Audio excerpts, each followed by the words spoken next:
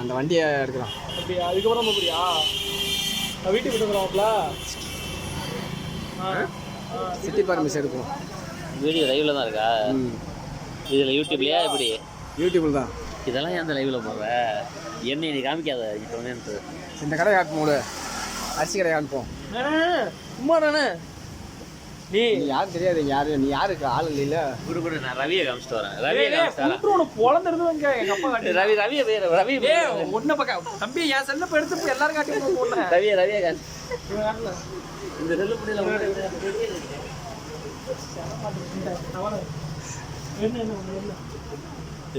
மூஞ்ச காட்டினாதானே எடுக்கலானே.